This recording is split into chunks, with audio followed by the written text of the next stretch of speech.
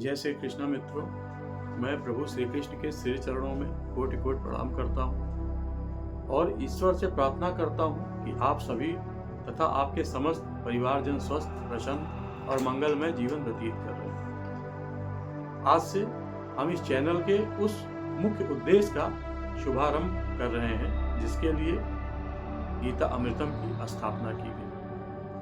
श्रीमद् भागवत गीता के दिव्य ज्ञान को सरल, सहज और जीवन उपयोगी हिंदी भाषा में समझना। मैं स्वयं को अत्यंत सौभाग्यशाली मानता हूँ कि भगवान श्री कृष्ण के इस दिव्य ज्ञान को आपके समक्ष प्रस्तुत करने का अवसर मुझे प्राप्त हुआ। यह केवल आपको ज्ञान देने का प्रयास नहीं, बल्कि मेरे जीवन में भी इस अज्ञान अमृत का पान करने का एक पावन अवसर है। मित्रों, संसार में अनेक भाषाएं हैं। सभी भाषाओं का ज्ञान होना आवश्यक है।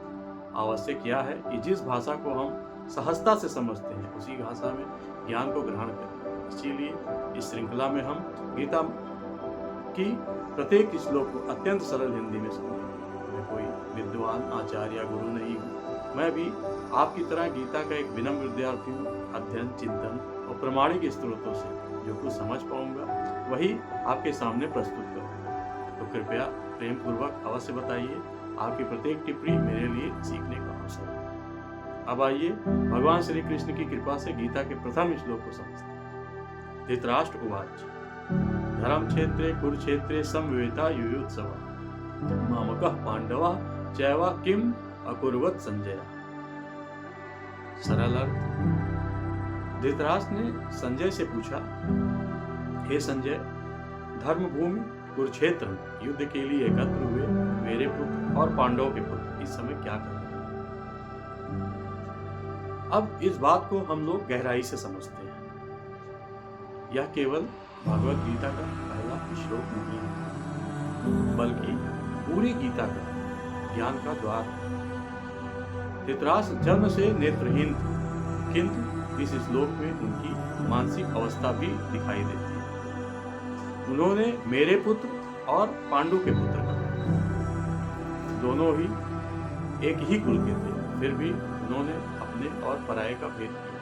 यही मोह और पक्षपात का स्वरूप है। एक और महत्वपूर्ण शब्द धर्म क्षेत्र, कुरुक्षेत्र केवल युद्ध का मैदान नहीं, बल्कि धर्म और सत्य की भूमि माना जाता है। धृतराष्ट्र के मन में भय था कि कहीं इस पवित्र भूमि का प्रभाव उनके पुत्रों के मन पर ना पड़ जाए, वे धार्मिक ना हो जाए।